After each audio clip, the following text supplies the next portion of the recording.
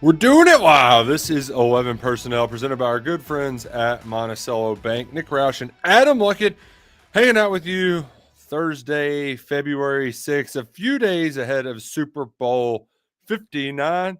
Sunday. And Luckett, I don't know about you, but I'd love to be in New Orleans right now. It's one of my favorite cities on earth. I'm looking forward to that game. I'm looking forward to answering everybody's questions in this mailbag episode of 11 Personnel. But if you're in New Orleans right now, Luckett, what's are you going for the crawfish? Are you going for the just straight cold beers? Do you do the hand grenades? How do you get in the spirit of the New Orleans debauchery? Well, I would be worried if they sent me to cover the Super Bowl for a week in New Orleans. New Orleans is like a two-sleep town, two-night town. So you consider it similar to Vegas? Vegas, yeah, I think you could go a little slower than New Orleans. Oh, you're even faster in NOLA. Now, when I was in both times I went, I was in my 20s, so obviously a little different. Maybe this time, I would actually go and see like the French Quarter instead of just hanging out on Bourbon Street nonstop. So maybe that's the path. But New Orleans, man, it hits hard and it hits fast. 48-hour rule, you can have a lot of fun, but if you start extending past 48 hours, then you can find yourself in some trouble. But I will say, from a fan perspective, it's probably one of the best places to go see your team play for like a championship, right? People that have gone to the Final Four in New Orleans and they loved it. It seems like a perfect spot for the Super Bowl to be. I'm trying to think of what other sports that maybe played a championship kind of thing there. I guess college football maybe it's been there. Yeah, so because LSU won their national championship there. Bama beat LSU there one year, but yeah, Joe Burrow won the title there. Yeah, so that feels like a perfect place to do that. And so for those fans going to the Super Bowl this year, I think that'll be really fun. I contend that there needs to be a major sports championship in New Orleans every year, if not every, at worst every other year between the Final Four, Super Bowl, etc. It's a great city. It's a great town.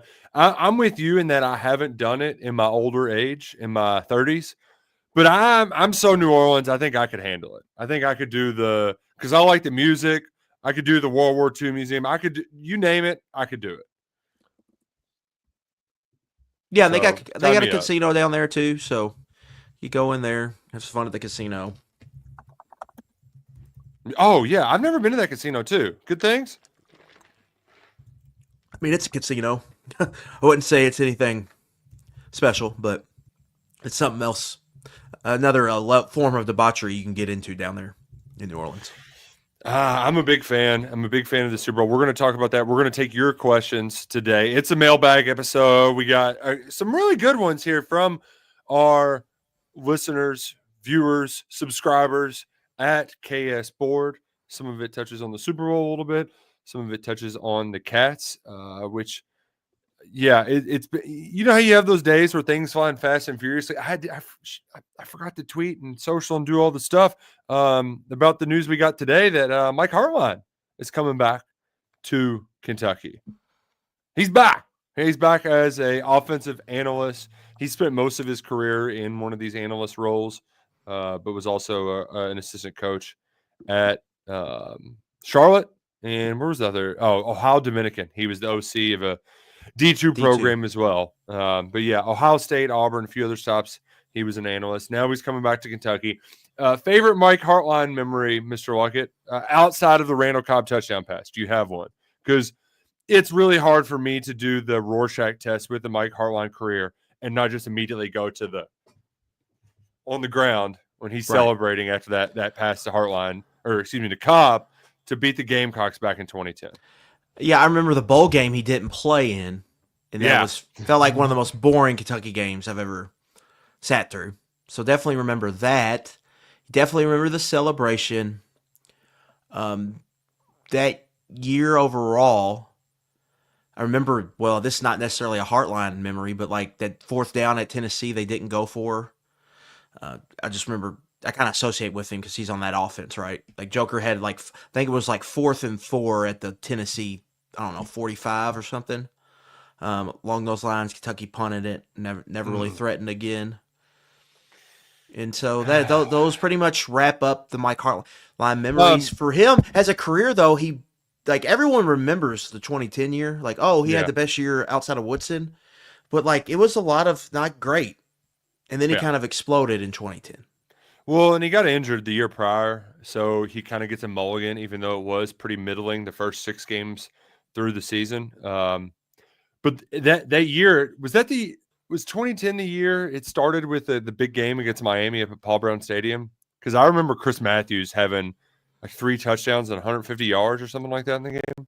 That would have been the 2009 season. Okay, They began the year the he got 2010 hurt. season. It was the Charlie Strong Joker Phillips game in 2010. They played that on Labor Day Sunday. And that game was a slobber knocker with, I want to say, 4 or 5 combined fumbles between the two teams, if I'm not mistaken. Yeah, that game Kentucky got up big in the first half, and then Louisville kind of slowly crept back. But Kentucky had, I would say, full control of that game pretty much the entire afternoon.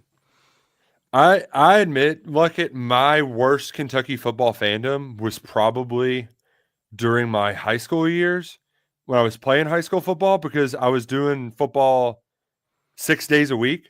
And so when Saturday wasn't happening, that was kind of my, all right, I'm not gonna go all in on it. I'm not gonna. I traveled to Lexington a few times, but I mostly it's just like, all right, that's my day to go chase girls. Be a high school dumbass. So some of the Mike Hartline, you be a dumbass? No way. I've never seen you be a dumbass. 07, obviously an exception, but some of the rest might have messed around and been a dumbass for a little bit. But it was good times. Hartline's back though. Kind of nice whenever you get just a familiar face back in the building. Hopefully he can help the offense in Bush Hamden some this fall. Yeah, a couple things here. Like one of the QCs Bush Hamden kind of brought with him from Boise State, Taylor Colsty, has left the program. He took like an offensive coordinator job, I think, at like Utah Tech, some Division 2 school. So he's gone, and he was the guy on the field talking to the quarterbacks. Like, you probably saw him on TV when you watch games. And you just didn't know who it was? Yeah. So that would be what I would assume would be kind of Mike Hartline's gig. A couple things that have stood out, like one of those searches for offensive coordinator. All 78 of them we've had in the last few years run into each other, but he was a part of one. There was the thought that Brian Hartline could come be the offensive coordinator. Mike could be his quarterbacks coach. So obviously that was out there. He was at Coastal Carolina last year. Tim Beck is a Youngstown guy. So obviously that's there. And then I think the other one is he was on the Auburn staff in 2022 when Zach Calzada was on that roster. Oh, people forget that. So he had some type of working relationship with Zach Calzada. Now, that year, Calzada gets hurt, doesn't play, so who knows how even locked in he was with the program. Brian Harsin gets fired. Hartline goes from QC to quarterbacks coach when Cadillac Williams took over as the interim. And so he's been in the SEC before, not only as a player, but as a member of a staff. And so you're adding a guy that has, obviously some experience, a little bit older, and he's been in the program. Yeah, and another guy that they brought in this QC role that is familiar with the program. I think it's good to know. While we're on it, did you see the former Kentucky QC got blocked for an interview with the Jags? Which I did see that. I was going to write about that Sunday, but we kind of got a little busy. Other stuff was happening, and so I think Brian Pucci maybe. There's a lot of C's, a lot of I's. But he was a guy, Nick. I went to the Gator Bowl practices. I was like, who is this guy? I haven't seen this guy before. I'm usually familiar with who's working where, and found out that he was like a late add to that team and was a quality control guy. He went down to Tampa to be the assistant offensive line coach. And they blocked both Carberry, who's the offensive line coach, and Piucci. And Now, I believe Zach Cromer is who Cohen hired, and Cromer's dad, I believe, I believe it was his dad, was the one that kind of got that, introduced Stoops to Cohen, because I believe Cromer and Stoops have a relationship somehow. Huh. Interesting. And so it's a small world after all. And I did see Shane Waldron, who was another member of one of those searches, a guy we've written about in the past at KSR, is joining Cohen's first staff in Jacksonville. I do love that, for one, that NFL teams can block interviews. I just think that that's kind of a fun. The NFL does not operate like a true capitalist. It's more like a communist society. It's the most communist thing we have, where you get drafted, you don't get to pick where you work. It's not really a free market. There's salary cap. Like it's pretty. It's different. I think it's very funny that I just think it's funny that they're just, all right, you're going to be petty with us, Cohen. You can't have any of your guys. They're stuck with us. Even if we don't want them, you can't have them. Especially an assistant offensive line coach. Yeah. Now, it does make a little more sense when you see that the Bucs updated or promoted a guy on staff, Josh Grizzard, to be the kind of offensive coordinator, so it keeps everyone in place. But it's definitely a sign that they probably weren't too happy with how that entire situation worked itself out. It was weird how all that happened. But Cohen, he had about a 48-hour window where everybody was making fun of the Duval. I have a feeling that'll pop up again during the season. I have a feeling. But now most people are talking Super Bowl. We're excited to talk about that, answer your questions. If you got any questions too, feel free to send them into the chat. And feel free to stop on in at Monticello Bank, where they're here to take care of you no matter what the case may be. And they're especially going to hook you up right now with their HELOC special home equity line of credit. Use the money that you've put into your house to upgrade it today with Monticello Bank. Stop on in, speak with one of our lenders to see what kind of special they can do to help your home dreams come true with their HELOC special at Monticello Bank. You can also visit them online, NBCBank.com. You can also, if you got an account there, you can bank anywhere with the Go NBC mobile app. Monticello Bank, it's where people matter. It's why they've been in business for 130 years. They're going to put the numbers on your side to take care of you, just like they take care of 11 personnel. Monticello Bank, member FDIC, equal housing lender. Let's just start. We did a little Kentucky football. We'll do some more. Chiefs, Eagles. Is Mahomes going to do it? Is he three-peating? Is he how? As somebody, a noted Patrick Mahomes hater, are you uneasy about his destiny, about him fulfilling his destiny and becoming the first quarterback to three-peat? Where's the anxiety levels as somebody who actively hates Patrick Mahomes with every fiber of his being?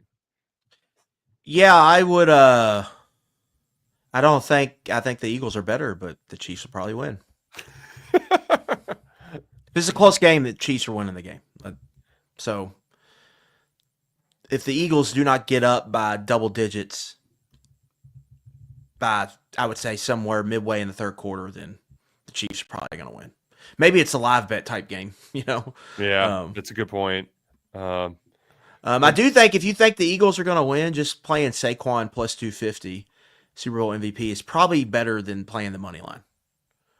Yeah. If you think they're going to win, he's their best player. Best players typically win the Super Bowl MVPs. So instead of playing plus 102 on the money line, you could double that, right? Get plus 250. That's the move, and I think the other move, if you just want to bet the Chiefs money line, is probably to bet Mahomes, because the way I kind of see it playing out is similar to your thoughts. If it's a close game, even if it's a 10-point game, it's kind of where I'm at, where I think that the Eagles will be able to run the ball and for most of the game. But if it's within 10 points going in the fourth quarter, that's Mahomes time. But they're just the Eagles. If you're an Eagles fan, you do have to feel confident that playing defense and running the football is how you play keep away. from them late, and that's kind of the formula for beating them is just don't let Mahomes get the ball. So I have my Eagles future that's at like 4-1. I feel all right about it. I'm not going to emotionally or to hedge against it, but there's just the inevitability of Mahomes. It's so, and it's also Mahomes / Andy Reid, because if I'm thinking about some funny props, like Xavier Worthy longest run is, I'm sure Saquon is the favorite for that, but who's to say that he's not going to pull some trickeration with Xavier Worthy on some little stunt play and they'll pick up 50 yards or something, Right. Mm-hmm. So Andy Reid, he gets in his bag all in these situations. And the one that I don't think people notice was the rushing touchdown that Mahomes had in the AFC Championship game. It was a false counter where it looked like they were going to hand it off, run right, and Mahomes just like naked boot, essentially, without the bootleg, kept it, and nobody was there because the Chiefs hadn't ran that play all season. So as much as I think the narrative going into this game is all about Mahomes, the Chiefs are much less hateable for me because I remember Andy Reid as the guy who couldn't win the big one and was hated by the Eagles fan. And now he might win his third Super Bowl in a row with 2 of those coming against the Eagles. Yeah. I think it's insane that the referees had to come out this week and say there's not a conspiracy theory. You know it's getting bad when they have when we have to come out and say that. So that's a storyline in of itself for this week. How much do you think Tom Brady, and will that be a talking point during the broadcast, Patriots dynasty with Tom Brady in the booth talking about the Chiefs dynasty? Yeah, I definitely think that could come up. It's an interesting angle for Brady too, because you could talk about how he lost to the Eagles and how maybe we lost to the Eagles because they just probably had a better roster, and if the Eagles win this game, he could kind of bring that up. The Eagles are just obviously the Chiefs are better at quarterback, but the Eagles are better almost everywhere else, and that they beat the Chiefs that way potentially if they win it, and so. Going to be an interesting Super Bowl for sure. I think the Eagles, they have to be able to run the ball because if it gets obvious drop back with Spagnuolo against Hurts with the blitz, they could be in big trouble. But if they're able to play ahead of the chains, run the ball, and then take their shots with those 2 receivers they've got on the outside, they can just pound you offensively. So definitely, I think it's going to be a good Super Bowl. The Chiefs just find a way. Again, I think the Eagles are better, but Mahomes in these small spreads, Nick, he's I think 9-0 outright, whether catching points or laying a field goal or less. So how do you bet against that? How do you go to the window? It's just hard. How do you go to the window and bet against that when he keeps winning these games? If I'm not mistaken, too, there's something like I wish I had the exact statistic. But haven't they won 16 straight 1-score games? Something crazy like that? Yeah, haven't lost one this year. Their 2 losses were they lost to the Bills by 9, which was a 1-score game. Josh Allen gets the late touchdown. Mm-hmm. And then they laid down so the Bengals couldn't get in the playoffs. Which are you still bitter? Somebody sounds a little bitter over here. They had the right to lay down. They earned that right. So it is what it is. But let's call what it was. Peanut Butter Policy says that nobody's talking about the Super Bowl in the real world. It's like it doesn't exist. I don't know what he's talking about. That's all. You're in a different world than me, buddy. I think like when you get in the group chat and everybody's talking politics and you're like, I don't know what are you even talking about? Because I have no idea. You're just probably. I think everyone's in a bubble right now after what happened in Rupp on Saturday. Food doesn't taste good. Yeah. Not sleeping as well. Your soap doesn't smell as good. Mm-hmm. Just everything is off. Well, I've got a question for you, Mr. Luckett. About it's Super Bowl adjacent. Will you be watching the show after the Super Bowl? Pretty famous time slot, the Super Bowl lead out. The biggest television audience, it goes immediately to a show, many times a new show. Will you be watching The Floor season 3 premiere on Fox? I will not.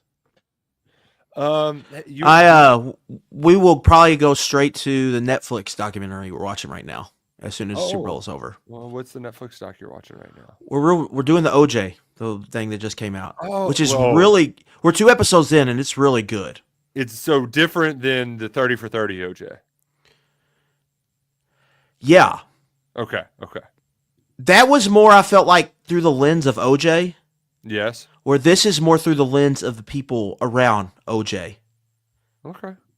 Like through the cops, through the families, OJ, through like the still creating content, man. I mean, it's really good. I've really enjoyed it through the first 2 episodes. I feel like it's more now. I haven't seen that one in a while, and that was a great documentary. But that one did more of OJ his whole life, and yeah. Where this is more to the people around that were involved with all of this and what went on. And I thought they documented the Bronco chase the best of anything I've seen. Like ESPN had that 30 for 30 on the Bronco chase. That one's good. Yeah, it's good, but or something. Yeah, but I thought this one did the best of kind of showing the whole thing and explaining it in detail how it kind of all played out. So I would highly recommend watching that. But I do not recommend The Floor. I always love there's a list of shows that have been the lead out. And, a lot of times it's NBC and the Olympics. Survivor, back when it was a big deal back in the day on CBS. The Fox, The Simpsons, Family Guy, that started there. My favorite, though, outside of some of these lists, we have The Masked Singer. Are you a Masked Singer fan, Luckett? No, I've never seen one. I've seen like clips. But I've never I couldn't even tell you what channel. It's on Fox, right? I should have guessed. I mean, of course it's on Fox. But no, I've never really watched that. Isn't there another singing show? There's so many singing shows. There's some really The Wonder Years that debuted after the Super Bowl on ABC back in 1988. Stress Relief episode of The Office. Have you? That's an all time where he just starts the fire in The Office. That was after the Super Bowl? Yeah. Well, you were talking about a banger. Oh, wow. Banger. Yeah. That's got to be the best. Yeah, that's the first time I saw that. Like, I sat down because my wife was an Office fan really before I was. I'd seen some episodes, but we sat down and just watched the whole series. That was honestly the hardest I've ever laughed at a television episode. We had to pause it and I had to sit there and laugh for 10 minutes. I can't. That was after the Super Bowl. After the Super Bowl, Angela's throwing the cat up in the recess ceiling. They hit that hanging curveball 800 feet. Wow. This Is Us. That was the one where they revealed how Jack died. So that was huge. Yeah, my wife. I didn't really watch. My wife watched that. She had to stop watching it because it made her too sad. But yeah, that was. I remember that when that show came out, it was huge. I mean, everyone watched that show, and it kind of because even I got into it, right? With my wife, that was here's was that the dad? That great. Yeah, the dad. The dad dies in a fire on Super Bowl Sunday, and he's a Steelers fan. They're all a Steelers fan. Yeah. But yeah, so those were some of the good ones. The Prince episode of New Girl. Are you a New Girl guy? You ever check that out? Taylor likes it, and I've watched it with her. It's funny. I enjoyed the episodes I've seen. Different time and place. I enjoyed it in my early 20s. That was pretty good. X-Files had an episode. Did you ever do that? Did you ever do the X-Files? No, but that sounds 90s. That definitely, because that was very popular. So that sounds right. The A-Team. Dun, dun, dun, dun. Oh, wow. We're going way back. Oh, this is like Tom Landry Cowboys. Oh, team in was the out. 70s, they just aired the Phoenix Open. Imagine going from the Super Bowl to the Phoenix Open now. Tape delay probably because it was over at that Yeah. point. I love that the early ones, it was just Lassie twice. Lassie is on 3 of the first 4 Super Bowls. They went to Lassie as soon as it was over with. Lassie, And really popular back in the 60s. it seems like Fox is the one doing all the wacky shows. The Floor, I'm surprised we didn't Mass get like Singer. a 911. There's an earthquake and everybody's going to die. Don't they At the have like Super 4 or Bowl. 5 of those shows? Yeah. I know. Like, how many Chicago Fire shows do they have? Is that Fox?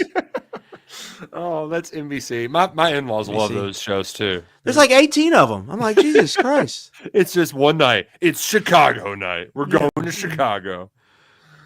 Oh man, and that's our Super Bowl preview. Do you have any locks? Are you going to do a Luckett's locks for the Super Bowl? We are. That'll be up tomorrow at KSR Plus. Also have some of my favorite plays up on the board this weekend. So definitely check that out. I'm going to sit down tonight and crunch some numbers, try to find 5 or 6 I feel really good about. Love to hear it. Tyler Thompson asked on our KS board question, what's our favorite Super Bowl snack? And adjacent, do you do nachos in a group setting? Which I think the question's more of, if it's at the table, are we all sharing? If so, yes. I think I don't know if I've ever seen them make nachos made, because my big deal with nachos, like you can't just put all the stuff on the nachos. I'm like, you make the bowl and then you dip the chips and whatever. Yeah, just chips and queso. So you just do the queso. If there's like ground meat or salsa, cheese, guacamole, but I don't want the chips to get soggy. That's the worst part, is if you get them at a bar and then that cheese is just completely melted and at the bottom and it's just this soggy, cheesy thing. That's when I'm out. I don't like that. I'm out on that. Yeah, I mean, for me, wings and I would say queso, chips and queso. If you have wings, chips and queso, that's good. And then you need like a little snack, whether chocolate chip cookie or brownie. Ooh, brownie. Yeah, that's a good call. I'm also a very big fan of it feels like buffalo chicken dip is you can't have it all the time because it's just cheese and fat. Have you ever had Skyline dip? Yes. Yeah, that's the same way to me. So that's like, one you can mix in. Yeah, here's our specialty super duper thing that's so bad for you, but you're gonna eat it on Super Bowl Sunday. We'll do it for like Christmas or something at my mother-in-law, because it's just like, oh, it's in the crock pot. Let me just go get a chip after a couple beers. Yeah, and it's one of those things, Nick, to me, like I like it when it's fresh out of the oven, but like reheated, no, it's not the same. But when Skyline dip is fresh, I think it's really good. Whereas like queso, you could like, if you're eating it the next day or a couple days later, it's not that bad. But like, which is kind of weird because chili's great warmed up, but for some reason, I don't think the Skyline dip travels or has much shelf life. Have you had the Skyline ice cream yet? Not yet. I meant to do it for the content, but it's been busy. I was in Kroger last week and I said I was going to get it, but I just forgot. But maybe that's the thing I'll see and I'll just be like, oh, I got to get this. Yeah. I mean, I'm sure it's great because it's cinnamon and crunchy oyster crackers. Sign me up. Tyler asked for the best veggies in a veggie tray. I actually, that's another thing too. In my older age, love just snacking on the veggies and dip because it's good for you, right? Don't think about how much fat is in the dip. It's vegetables, so it's good for you. And I eat them all. I might have discriminated against cauliflower or broccoli in my younger age. Love them all. The peppers, the snap peas, the carrot.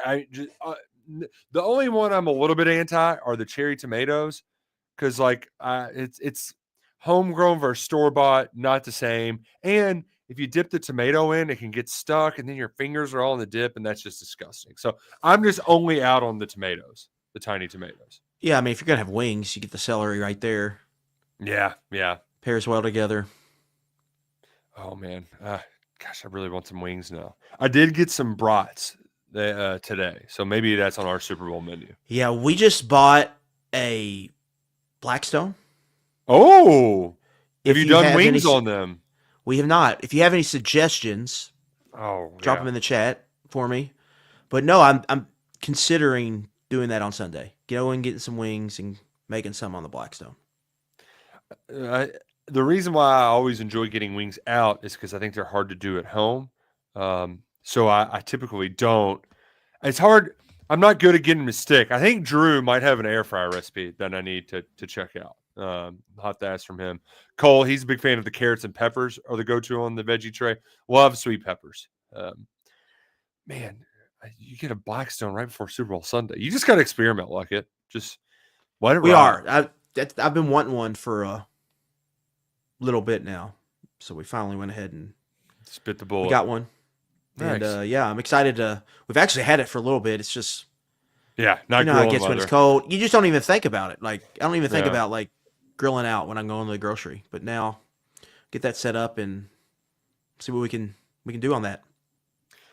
Let's go ahead and check out some more questions here over at KS Board. Reminder, if you want to get yours in, chat with us pretty regularly, join in the game threads. We got a lot happening over at KS Board. You can join for 2 months. $1, try it out with promo code UK1 when you sign up. Gersel sells food. Brian said Yeah, they wings got are good great. food. I had They have no good idea. food. Yeah, like it's like a hop and lunch spot out there. I had no idea. I mean, it's just like typical bar food. Right. It is weird going into Gerstl's, like when there's When the when sun's people are out. eating. Yeah, it's like what's going on here? Hey, Oh man. but yeah, that's they've got. news to me. I mean, like a lot of people like their food. Cole's asking to get a Roosters in Northern Kentucky. Do you have a specific sauce when you go there every time? I typically do hot. Donkey, I'll do donkey. mess around Yeah. with. Everyone wants. Carolina Gold is good Oh yeah. if you're not wanting the buffalo. I love a my good, wife likes their Korean barbecue. See, a good spicy Korean barbecue wing is like that. It's not an every time thing for me, but man, when it hits, it really hits. Especially if you get somebody who does Korean barbecue to make it. We've got a lot of Asian places in my neighborhood. A lot of Asians that live in my neighborhood. They make killer food, and the Korean barbecue. I don't know what they do with how they make it so fried and crispy, but shout out to the Streetery. So good. Yeah, man, here we're just getting hungry. We got to get back to real sports ball questions. Camby said, I've seen a lot of preseason polls that have South Carolina top 15 or top 10. Some might even have them making the playoffs. Do you all think they will be that good? My initial inclination, Luckett, is that it will be somewhat similar. Like they feel similar to what Missouri was in the last preseason. I haven't taken a look at their schedule. I assume it's pretty close. It's the opposite of last year's. But going to LSU this year will be really challenging. Having Alabama at home won't be a walk in the park. Clemson, is that on the road or is that at home? That's at home. Okay, so that works out well for them. But losing, it's similar to why I faded Missouri last year because of the Blake Baker departure. I mean, as much as we used to kind of crap on Dow Loggins, it's a big loss. As good and as fun as Lenore Sellers was last year. No Rocket Sanders, no Dow Loggins. They're a top 25 team. I don't know if I'm willing to get them all the way up there and make them a playoff contender. Yeah, I think Missouri is probably a fair comp here. Just going through their schedule, Virginia Tech and Atlanta win, South Carolina State win, Vanderbilt at home win. At Missouri, could go either way.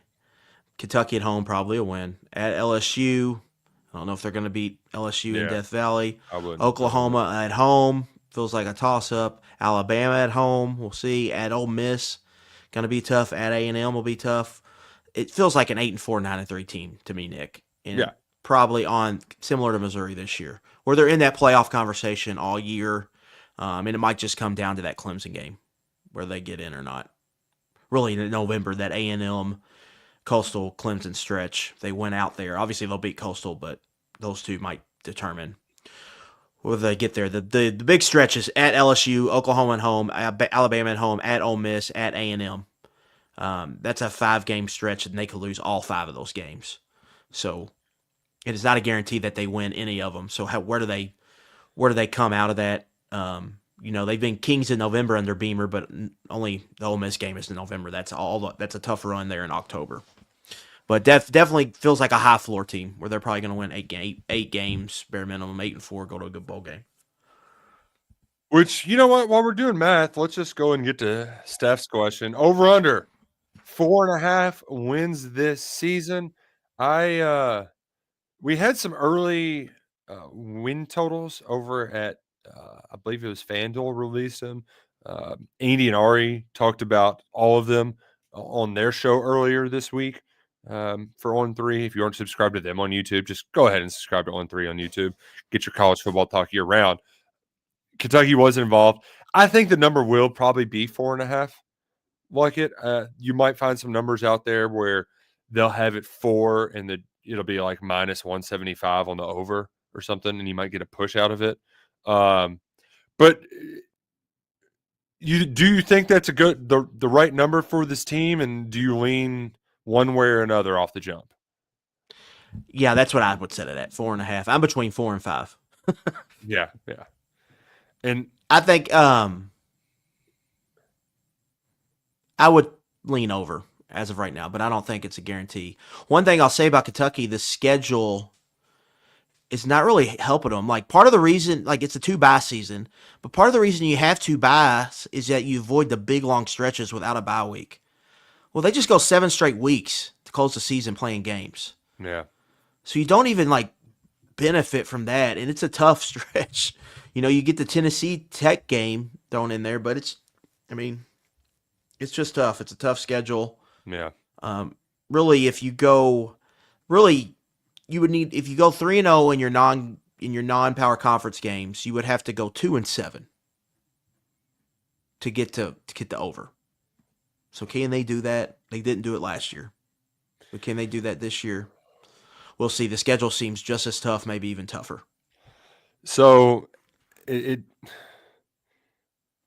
have to go 1-1 against Ole Miss or at South Carolina to get there and win at Vandy and at Louisville? Are those the 3? Or yeah, I would say, well, if you beat Vandy, you could be 3-7 and beat Vandy and Louisville at the end of the year and go over. But you also have to consider what happened this year on the back end of that schedule. How much buy-in is there? I mean, you could argue their 3 most winnable games after the first bye week are the last 3, Yeah. right? Yeah. You go at South Carolina, at Georgia, Texas at home, Tennessee at home, at Auburn, Florida at home.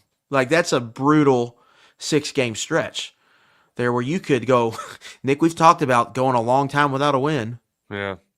These last couple of years, that could be, you could beat Eastern Michigan on the 13th and go daggum 2 months without a win. That's not, but you could still go over in that scenario because if you win those last 3, you would cash. The Auburn game is one of those that I'm gonna. You hate that it's down there because it's They could be like the freeze era could be over with, or they could be in similar boat to South Carolina, Missouri, whatever. They could be that 8-4, 9-3 team. Maybe in playoff position because they have some talent on that roster. It's just is Hugh Freeze still a good coach or not? I don't know. We certainly didn't learn that last year. To me, I think I'm going to write a column about this at some point, but it's really about the home schedule. Playing Texas at home is probably going to be really tough. And we'll see what these other teams do, but these other teams feel like teams that maybe won't make the playoff, right? When you talk about Ole Miss, Tennessee, and Florida. Now, we have to see how the season shakes out. But I'm not sure people are going to be predicting them to make the playoff. So Florida's going to be the hot take team. I've already seen it. That's the hot take dark horse team because DJ Yeah. Lagway is just DJ Lagway. But yeah, maybe that's true. But you've got to beat teams like this at home, and you get 3 cracks at kind of the same tier team. mm-hmm. To me, man, you just you got to win a home game. That's honestly one of the biggest. I think, like, if you're, what box do they really need to check this year? I think they have to beat. Just win at home. They have to win teams that are. It's not even like they just got to win one of these. Just beat Mm-hmm. one. Like, I think if you win one, that could do you a world of good. But like, especially if that you one don't- is Tennessee, you know, that because that game means a lot for a lot of people. Of all of the things Stoops has done throughout his Kentucky tenure, well, one has not been consistently beating that team, and I mean they're losing James Pierce, that running back like that. There's a lot of missing pieces there from this team that made the playoffs a year ago. They're going to be leaning heavily on Nico to be the man they thought he would be and take a jump and take a real big step forward in year 2. Which, you know, yeah, and I mean, maybe Florida's a maybe team won't. Florida's a team they've played well against. Ole Miss they've played really well Yeah. against. Typically, that first SEC game at home is typically when they play. They're kind of one of their best games of the year, and that was honestly an omen for this past season. When that South Carolina game that they played that bad. Right. So I think just numbers wise, if they take a step forward and are like a top 40 caliber team in the power ratings, they're going to get enough swings at teams that aren't like top 5. Like, you're playing probably 2 true top 5 teams in Georgia and Texas. But everyone else you should have a legit chance to beating. So they're going to get enough swings. Plus you add in the 3 game non-con games they should win where they could get to 5. And 5-7 to me seems like the most likely record at this point. But I do think 4-8 is probably more likely than 6-6 where we sit right now. You talked about the road game or the home games. Let's talk about the road games. Cole wants us to power rank the destinations. We've been to all of them but Auburn, Vanderbilt, South Carolina, and Georgia. From what I've heard about Auburn, is that very cool game day experience, but there's just nothing there. It's almost Ole Miss-ish. Starkvillian, even less so. I've heard that the just going to the bars, it's not even Ole Miss like it's closer to Starkville. I like. I mean, really, you can't go wrong with any of the other 3 either because Depends what you're looking for. Yeah, if you want to just do a Nashville night, that's easy.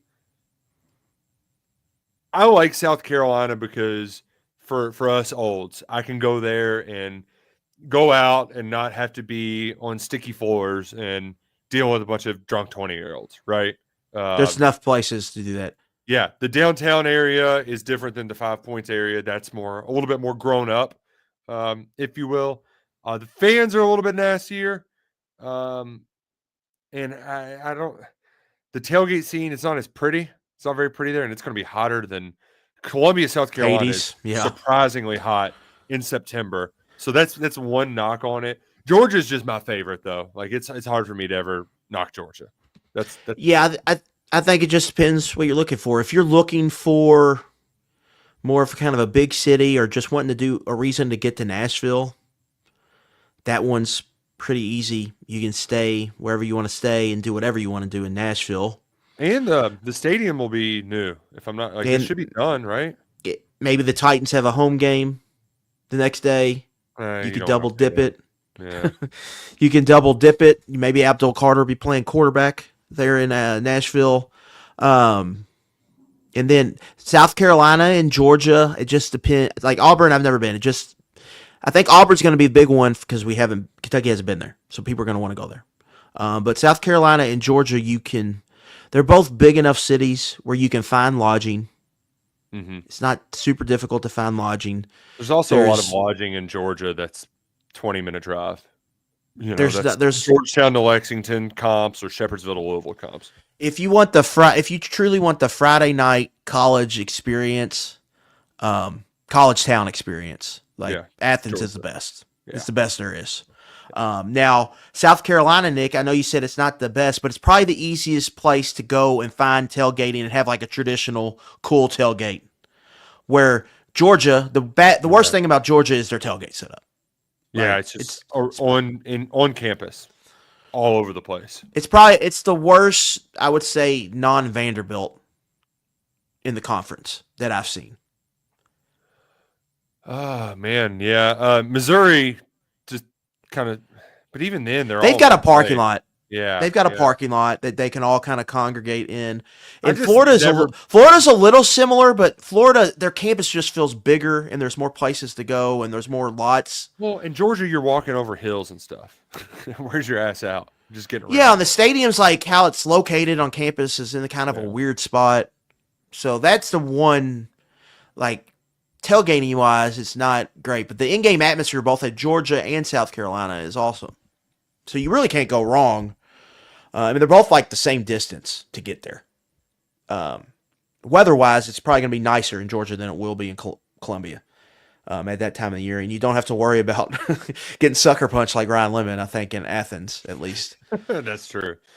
They can be old nasty in South Carolina. Yeah, that's where Georgia fans typically, the older fans are like the nicest in the conference. Yeah. You got to watch, you'll get barked at by some of the young guns. But if you're not in their areas, older Georgia fans are the best. I mean, they're the best. They're probably the nicest people in the conference, at least what I've dealt with. And there's a lot of them. I thought Ole Miss fans last year or this past year were awesome to deal with. Till they lost. But yeah, Mississippi State fans are super nice. Most of them are, and then you got your ones that aren't, that the Tennessees and South Carolinas of the world. But hey, it is what it is. It's no big deal. You know who else is super nice like it?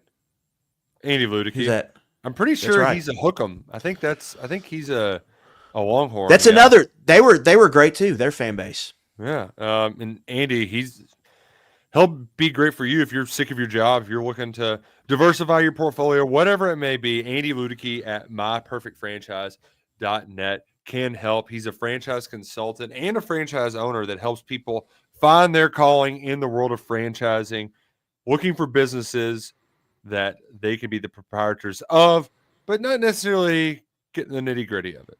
But it's a great way to find a new profession, new job, or even a new side hustle.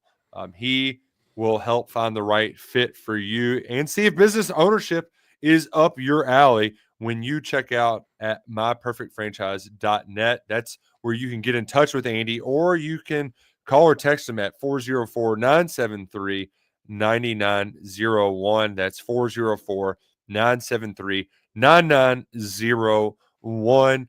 That's how you can get in touch with Andy Luckett. There's been plenty of people around the 1-3 network who have talked to Andy. Roz, you know what? I think I can do this franchise thing. And they start a whole new lives for themselves. So if you're miserable in your job and you're looking for an out, Andy might be able to find the way at myperfectfranchise.net. Back to some of our questions on KS board. Tobias Funke, great character in television history, asks, what's the biggest surprise pickup of the offseason? And who's the high school recruit you most want to see take a big step forward this upcoming season? I have two, and I think are pretty easy answers for me.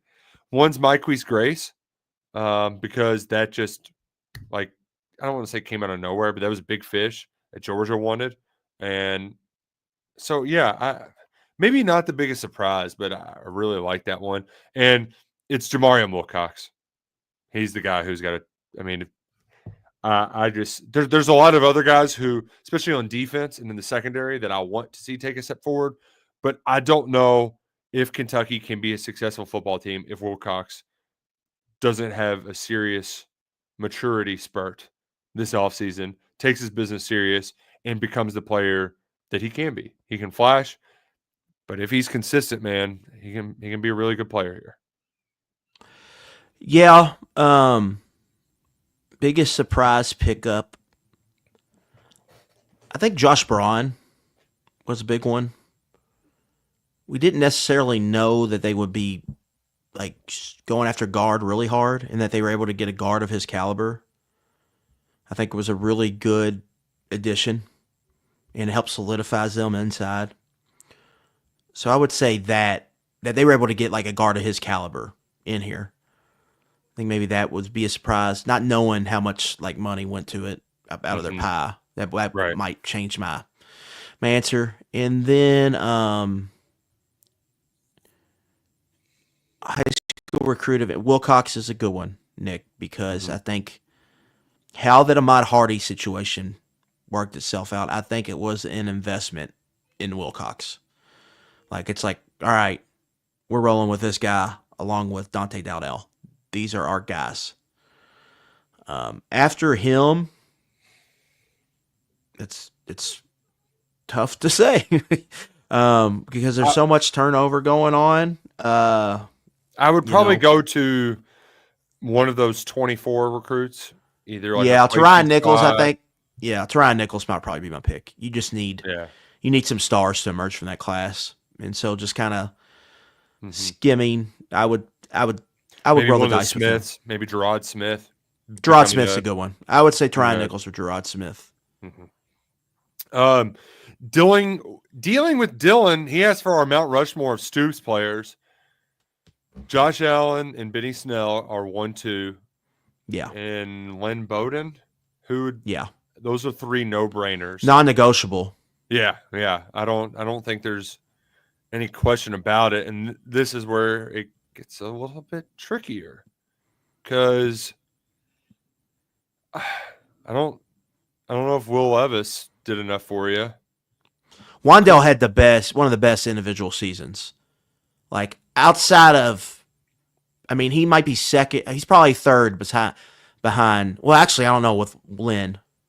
Chris Rodriguez's season was incredible too, but you're right that Wandell's just Yeah, I think it's between Wandell,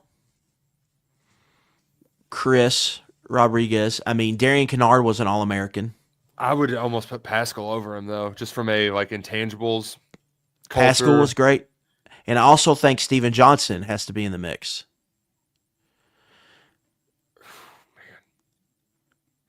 It's tough to say. So let's before I would lean Pascal for that last spot. Just talking it through, because he is everything they want in a football player. Like, when you talk about what they want to be, recruit, win a good recruiting battle, develop player who went through a bunch of adversity, overcame it, and was a absolute one of the best players in the conference this last year here. And he was a leader on one of their best teams as his last year. I think that would be my 4. If I had to lock them in, I would probably say Josh Allen, Benny Snell, Lynn Bowden, Josh Pascal. So ahead of Stoops' 10th season in the summer of 2022, we polled ourselves, which, with Freddie, I mean, ended up being almost about a dozen people surveyed, give or take. Wandale was 4th.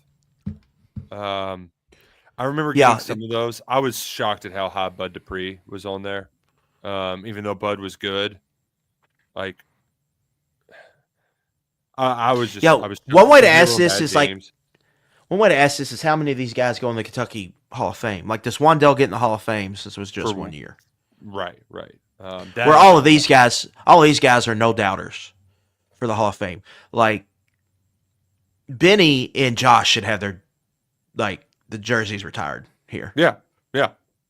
Ring of Honor. They haven't done a Ring of Honor since Tim Couch, back when they had a Ring of Honor. But Benny's the all-time leading rusher. Josh Allen had the best, in my opinion, individual season in program history. Mike Edwards is an unheralded one, but he doesn't in consideration for this sort of Mount Rushmore. And Lynn's up there too for what he should be some type of recognition for that last year. You mentioned Kennard though; he could become the second player to ever win 3 Super Bowls in a row, and only have appeared in 3 career games, which is remarkable. Hey, but he's catching checks and he's getting Super Bowl rings. He was on the 53 man all year for the Eagles, but only appeared twice, and he hasn't been active in the playoffs. But honestly, that's got to be great living, man. You're just cashing checks and you're on the sideline for the Super Bowl, but you're not active? Sign me up for that duty. Sign me up for that. Let's see. Oh, here's something a little different. Albert said, I know this doesn't fit the brand of the podcast, but I'd love to hear your thoughts about the basketball team and Pope from a fan's perspective. You guys know more about basketball than 95% of the fan base and media, even though you're mostly football guys. People will get very mad at you for giving basketball takes, though. If you are happy, if you're positive, negative, or different. People get mad about anything. You just got to take it. Roll with the punches. They were very mad at me that I compared this year's team to last year's team, even though it's just they were also mad at you for picking Arkansas. Oh, and who was right? I get to talk Kentucky basketball on my radio show, so Luckett, I want to hear your Mark Pope thoughts because there's some pretty harsh critics out there right now. Are they silly critics, or do you think some of this criticism is warranted? Yeah, I don't think you can hide from how bad of a loss Saturday was. It's just a game you can't lose. Mm-hmm. So there's going to be some criticism that comes with that and warranted. That's part of the job here. And when you back it up with a performance like Tuesday, it's going to be ugly around here for a little bit. I think Pope has checked a lot of boxes in a lot of ways. The Kentucky basketball head coaching job, a lot of it is, can you be as big as the job? Can your ego fill the job? And it's not been too big for him. In a lot of ways, he's almost like the perfect Kentucky coach. Mm-hmm. But I will say the Arkansas game was the first time I thought he looked nervous doing this job. Like coming out for the game, I thought he looked nervous. And then I don't think the team came out like that, but as the game wore on, I felt like the team really wasn't ready for that moment. So I think if they had a redo, they would like to do it again, but you don't get redos. And so they're going to take it on the chin for that. Now, with that said, I think there's a lot of overreactions going on right now. So a lot of people want to put Mark Pope in a like say he can only do this at Kentucky. He'll never have this. He'll never do this. Yeah. They put him in a box, knee-jerk reaction. The one thing I would say is, he's only had defenses ranked this, or this. Well, he coached at Utah Valley and BYU. Like, he's coaching at Kentucky now. It's a little different. So let's see what he can do, and let's see how he adjusts. This is the first real adversity he has seen, but I do think, this team did just win at Tennessee. 9 days ago. So let's see what they can do to get through this and see how the season shakes out. But Saturday was bad. I mean, that was a bad moment, and how they lost, and how then they kind of doubled down on that loss, and so they have to work their way through it. But overall, I don't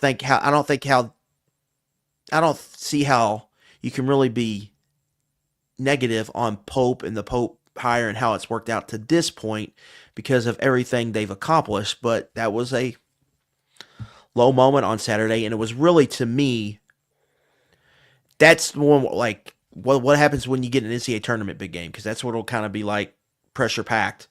It didn't seem like you responded well to that moment, at least just from where I was sitting. And to your point, I mean, but they've been good in all the other big moments: the at Tennessee's, the at Duke, or Duke in the Champions Classic, Gonzaga on the road down 18 or whatever in a pretty hot. Yeah, there's also they are who their personnel is in some ways. And Gonzaga and Tennessee could not hit a shot from behind the arc when they played them. Yeah.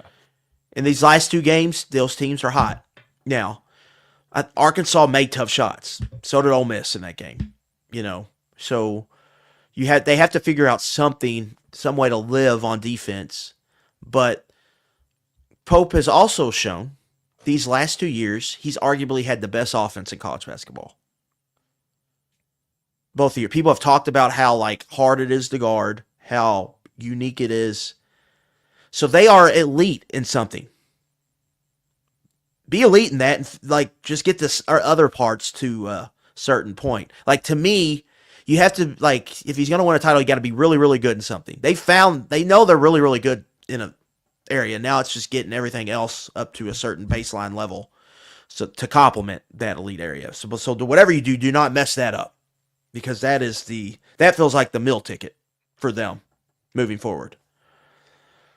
You mentioned the personnel stuff. I think really up until the first half at Ole Miss, where they just looked dead and there was nothing in them. Really, up until that point, I thought all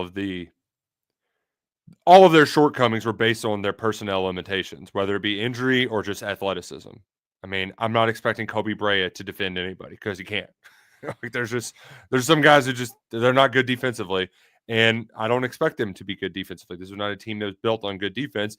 And when you're not making a bunch of shots and they're running you off the 3-point line, you're gonna lose some games. So I haven't been too discouraged because you thought that you knew rough patches were going to happen in SEC play. It just sucks that you don't have any ball handlers, so you're really constrained with what you can do at this point. I think the SEC conversation is important too. Mm-hmm. I think the natural reaction is just to freak out when you're 4-5 in the SEC. Yeah, because you're not used to being. But Kentucky's still like a 4 seed in these bracket projections. Yeah. They're still seen as like a top 25 team, even with some of these losses, because the league is just so hard. And guess what? Duke, Tennessee, and Alabama are all 1 seeds. Kentucky beat 2 of them, and the other one went down to the final minute. Mm-hmm. So they've shown in 2 of those games weren't at home. They were the 2 they won. Yeah. The ceiling of this team is higher than I expected. The floor is lower than I thought too. Yeah, I mean, they're like, I think obviously not having Butler, but not having like Creesa either really hurts them. Just from, it's like they're playing like 2 out of order. Like the 8th guy is the 6th guy. The 7th guy is the 5th guy. Colin Chandler wasn't supposed to be playing 17 minutes against Arkansas. And that hurts how they wants to play. Like Pope wants to do like, he wants to play like the Duke game played out. Like part of the reason Kentucky won the Duke game is because they kind of wore Duke out. Mm-hmm. Kentucky, I think, was fresher in the last 5 minutes of the game, and that's why they won the game, because they were deeper than Duke.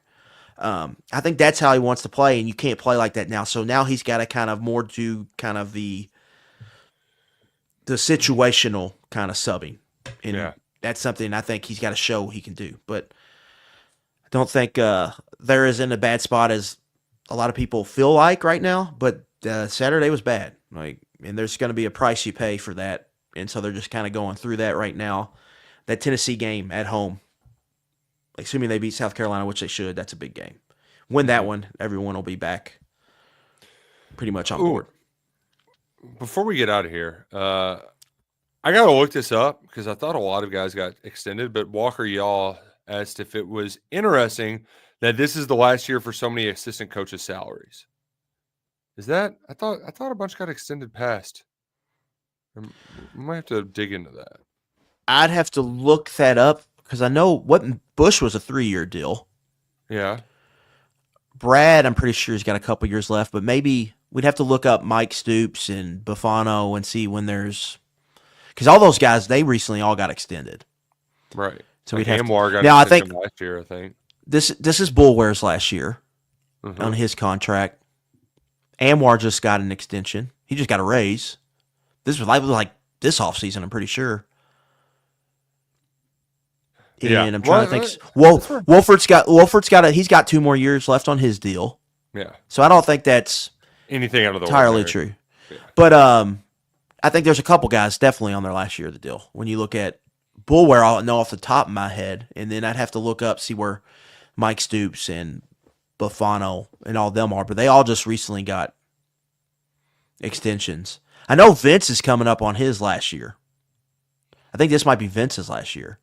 So they're going to have to re-up with him at some point.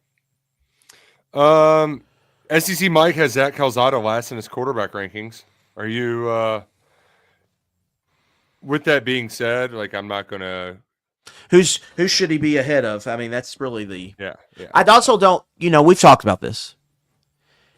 I don't think that's necessarily, the tier structure is almost better. But even if you did that, you would put When you're ranking Kentucky's these guys. quarterback. I don't care who Kentucky's quarterback is at this point. You just put him in the bottom tier, right? Sure, yeah. It's Kentucky. Was it? I'm pretty sure Devin. I think Devin Leary might have been first on Mike's list this time 2 years ago. He did lead the SEC in touchdown passes that year. I don't think that's not a surprise. You look at the SEC quarterback wise. I mean, we'll see. Like, what has Ty Simpson done at Alabama? I think he's like the presumed starter. Is he really? Oh wow. we'll SEC Mike, see. we're going to be in Nashville. Maybe we can go pal around with him. What do you think he's up to? Oh, we can watch the Tennessee game with him. Really, just stick it to him. Gosh. Really needle him, man. Yeah, I forget he's based out of Nashville. So yeah, if Kentucky wins a basketball game over Tennessee while we're in Nashville for a work trip, whew, it'll be a bad night to be a beer. Luckett, we got to get out of here. We got to go back to the blogosphere. It was fun taking some questions. We touched on almost all of them. The ones we didn't get to, we'll just hop on the board and answer them. Having a good time over at KS Board. If you aren't a part of KSR Plus, give us a shot. It's a lot of fun. And that UK1 promo code, that'll get you through March Madness. 4 weeks from Saturday will be SEC tournament weekend. So it'll be here before you know it. We're going to be talking football until then, until forever. No off season. Am I right, Mr. Luckett? That's right. For Adam Luckett, I'm Nick Roush. Go Cats and go Kroger.